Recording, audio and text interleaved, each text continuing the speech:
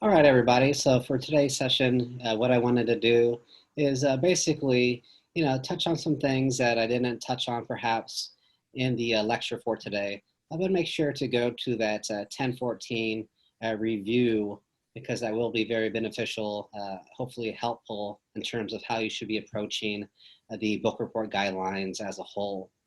So, one thing I'll say before I start is always make sure that you're kind of using and citing the book to support your arguments, to support your ideas.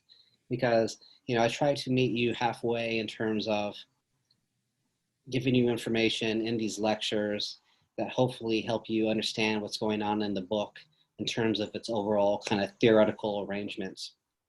But in terms of you meeting me, the other half is you kind of meet me halfway by showing me that you've read the book and showing me that you know those connections to what's going on in the theory, but also where you can find it in the book. So that's why, you really need to kind of use the text, cite the text to, get as many points as possible in your book reports. And so, I don't want to go over things in too depth because this is what I do for today's lecture. But, a couple things I'll touch on would be, basically what to avoid doing. So for the first part here, avoid basically stopping short, avoid not really explaining your thoughts fully. So, as I say here, how would you explain the main ideas of the book to somebody who's not familiar with the book? And so you want to give them the general type of theory, kind of the main ideas throughout the book, the main concepts. And so the person will be left with a decent understanding, through your summary of what the book is like and kind of the key ideas from the book. So that's what I'm looking for there. So for the next part, as I say in the lecture, here's where people typically lose points if they're going to be losing points in the report. So here's where typically people will kind of get the lower grades versus people that get kind of the higher grades in the class. If you do well here, if you don't. So, for each of these, again, you think of a question, you're answering a question. So for the construction of reality, the question is, what is that motivating factor behind the social stratification? The social stratification is that general theory under examination. So what's the motivating factor behind social stratification? In other words, why do people feel motivated to stratify, each other, to create that vertical ordering? And according to Veblen, basically he says it's an instinct. It's an instinctual desire that people have. And they've had it, throughout time, but we just play it out differently. So that's kind of the motivating factor, the instinct to compete, the instinct to desire. So again, look at the beginning of the book where he talks about that and kind of use that text to support your argument here. And so for the agency and structure part of the paper, the question you're asking yourself basically is, what's the relationship between the larger social forces, such as urbanization, culture, capitalism, and how do those things connect to individual thoughts and behaviors? So again, I'm asking you to come up with two examples of this relationship. So how does the structure, such as culture, shape the individual? Well, culture basically tells you, how to play the game of status. What carries high status, what doesn't, and your thoughts and your behaviors kind of respond to those cultural understandings. So again, go into the text and kind of show where people, in terms of how they are addressing, how they're decorating their homes, is a response into how culture basically says you should dress, you should decorate your homes if you want to come across as having higher status. And then the second part, here, the last part of this section of the paper, is the macro and micro focus. So here's a different question. The question you're trying to answer is, what's the directional focus of the framework?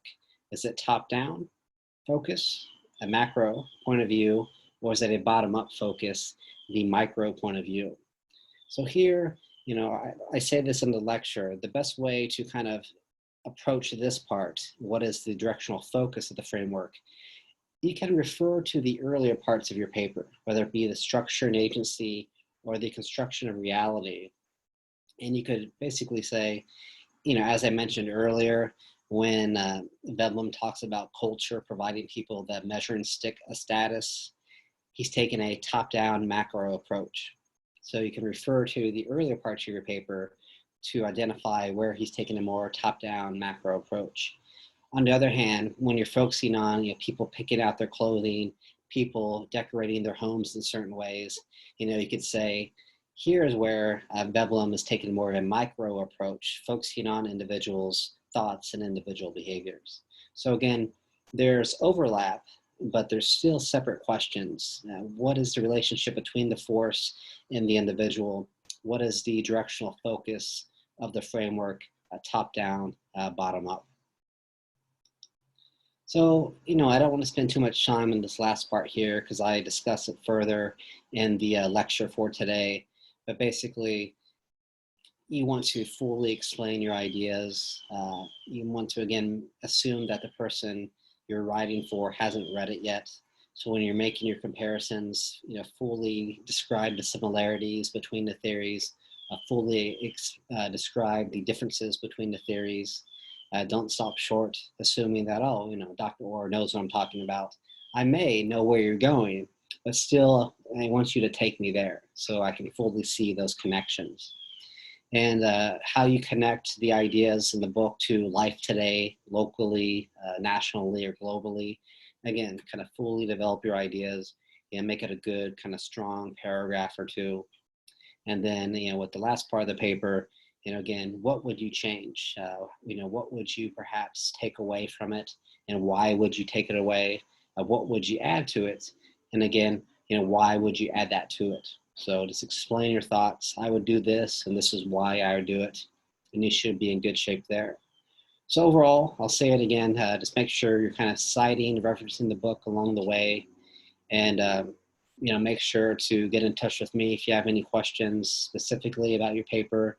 If you want me to read it over, again, a full draft or a draft that's not quite there, but still you'd like me to look over what you have so far, I'm more than happy to do that. Because, the better off you are with this first report, the better off you're going to be with your second one. So I'll leave that there for now. Just keep in touch and let me know if you have any questions before Monday when the report is due. Otherwise, have a good weekend, and I'll see you next week.